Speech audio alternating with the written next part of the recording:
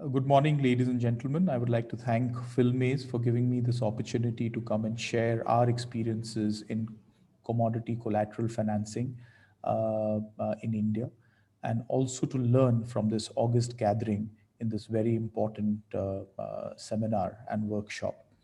Uh, as an organization, ARIA is the largest agri warehousing player in India, and it specializes in working in smaller primary and secondary rural agriculture markets in the country, thereby extending the last mile for post harvest agriculture in the rural hinterlands of India and unfolding opportunities that are otherwise available to larger players in bigger agriculture centers in the country. As an organization, we work as a post harvest value chain integrator, bringing together a integrated suite of services starting from aggregation of produce for FPOs that we do for on behalf of their members. We also provide warehousing services closer to the farm gate. We ensure that financial linkages are enabled for the smallholder farmers and their organizations at locations which are closer to where they are. We, as part of that process, we work with multiple banks where we act as collateral managers, as third party associates who ensure and certify the quality and quantity of produce against which banks extend commodity collateral financing to various entities. We also have our own financing arm to service locations where banks do not provide finance and to service those customers who are beyond the ambit of formal bank finance. We also provide market linkages for entities that store in our warehouses because we believe that storage, finance, and linkages to buyers and markets are they form a complete offering without which post-harvest architecture is incomplete. And in this journey, ARIA is today the largest agri warehousing player with the largest pool of near farm warehouses in the country. We manage about 1,500 warehouses across about 21 regions in the country. And we have a total asset under management of close to about $1 billion spread across these 1,500 warehouses. We have been able to leverage technology to extend the last mile in post harvest agriculture. And this has been made possible because of various tech initiatives which have helped us service the small scale and small ticket requirements of smaller entities that operate in the primary and secondary rural markets of India.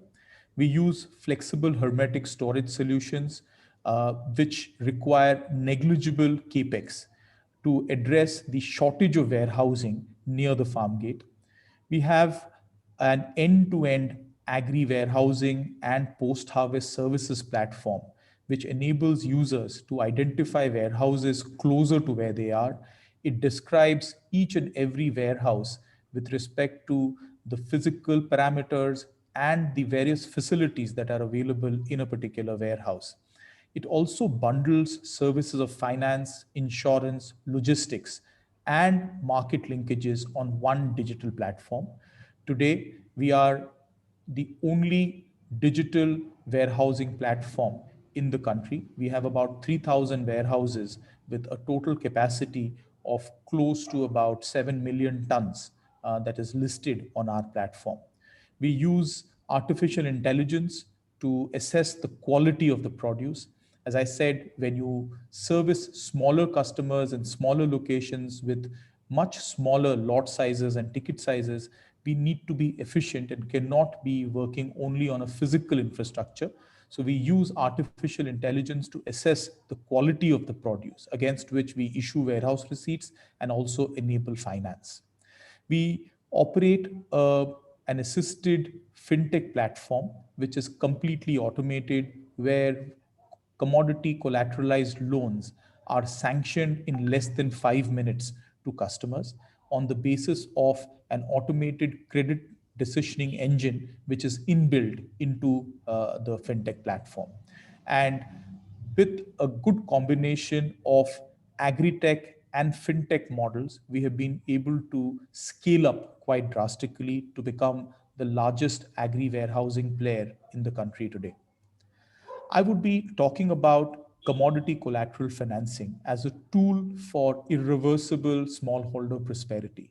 This is a challenge that not only India, but all countries across the developing nations face. And we believe that in order to solve for the problems of smallholder farmers in the country, commodity collateralized financing is a very, very effective tool.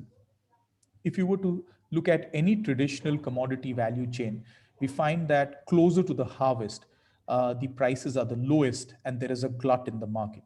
Now, the farmers are forced to sell in distress because they do not have access to cash flows at that time. And there we find excessive exploitation of farmers. Similarly, it, all other stakeholders are also not immune to these realities. So, if you consider a processor, for example, which forms a very important part of the agriculture value chain, the processors would normally prefer to buy during the harvest season when the prices are lower, and they may want to buy and store the produce. But if effective financing tools are not available, they are forced to either procure only low quantities during the harvest season and purchase commodities at later stages at much higher costs, thereby increasing inefficiencies. Thus, it is extremely important to find a solution which helps farmers to store when the prices are low so that they don't sell at distress values and sell the produce when the prices actually move up and generate maximum returns. Similarly, for processors, they should be in a position to procure commodities when the prices are low, store and use it throughout the processing season or throughout the rest of the year. And one of the core solutions which enables and addresses these issues for farmers, for traders, for processors, and all stakeholders involved in post harvest agriculture is collateralized commodity financing. The farmer can store the produce and avail of finance to meet the cash flow requirements without getting into a debt trap and avoiding distress sale. A trader can store at the time of harvest and sell it at a later time when the prices appreciate. Similarly, a processor could procure more raw material closer to harvest and use it throughout the rest of the year. And this product also provides and offers a great amount of comfort to the lending institution, a bank, a non banking financial organization, whichever entity extends finance against commodity as a collateral is actually shifting credit risk to commodity risk, which is much more defined. And liquidation of commodities is much simpler as compared to any other risk mitigation mechanism.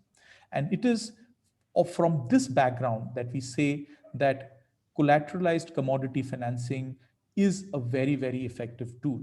Now, if you were to look at the Philippines market, uh, we've just taken two commodities where we feel there is a significant possibility of rolling out collateralized commodity financing. Uh, be it rice or corn. If you look at from the period of around September to November, December, and in case of rice, maybe up to January, the prices are at the low because these are the main harvesting seasons for the crop. And if you see the prices of corn around August and September to the prices of corn in the month of February or March, there is a clear upside of about 12 to 13% in a matter of 4 to 5 months. which means an annualized increase of about 25% or more. Similarly, if you were to look at rice as a commodity, the prices during the peak harvest season, which is towards October, November, and December, and the, the prices during the off season, which is around June, July, we find a similar temporal arbitrage which exists. And hence, if there is a product, if there is a mechanism to help farmers and other entities to store the produce closer to harvest, that could enable an increase of about 25% on an annualized basis. So this particular product is as a very, very effective tool which can be used to alleviate the concerns of small farmers and their organizations. In India, we disburse more than about 9 to 10 billion dollars every year against commodities. And this is a product which can address the needs of farmers who have nothing else but their own produce to offer as security to lenders. In India, the operating model operates between a lender, which is a bank, and a borrower, which could be a farmer organization, or a processor, with the comfort of a third party agency, which is called the collateral management agency.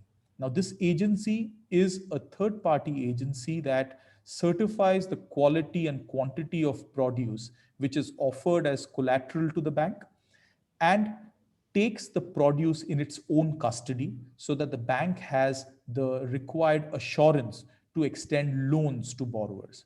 And this model works beautifully because it ensures that the bank takes a commodity risk, which is in the possession of a collateral management agency that acts as a third party agent on behalf of the bank to manage the collateral. And these loans being absolutely secured and fully secured ensures that the interest rates that are offered to borrowers are much cheaper than any other form of finance. We have also seen this instrument being extremely useful for organizations of smallholder farmers. Now, in this illustration that we show, farmer organizations could procure the produce of their farmer members, store it in a warehouse closer to where they are, and the farmer organization could avail of a loan against the produce. Now, when the producer organization procures the commodity from the farmers, it insulates the farmers from any price risk. And subsequently, when the producer organization actually goes ahead and sells the produce to a commodity buyer, to a corporate, to a processor, the price rise comes to the producer organization as profit, which can then be distributed amongst its members as dividend.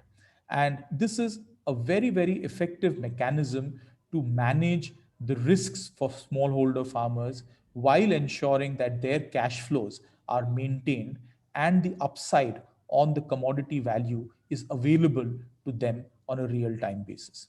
Now, having said that, we believe that collateralized commodity financing is a tool which can transform agriculture value chains to the benefit of smallholders, their organizations, and other smaller players in the ecosystem.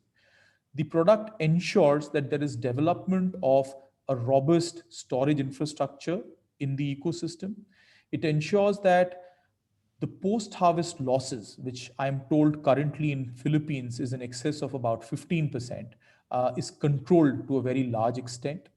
It also helps prevent distress sales and losses for farmers by leveraging on the temporal price arbitrage which is available in the commodities. And we've seen that for corn and for rice, so far as Philippines is concerned. And similarly, it also builds a robust and a secure mechanism to ensure access to finance for smaller entities who are otherwise excluded from financial inclusion. And with this, I would like to stop my presentation and I would be open to questions. This is in brief what I wanted to share with you in terms of the concept of commodity collateralized financing and the ability of this particular tool to alleviate the concerns of smallholder farmers, their organizations, and other small players in Philippines and in similar countries. Thank you.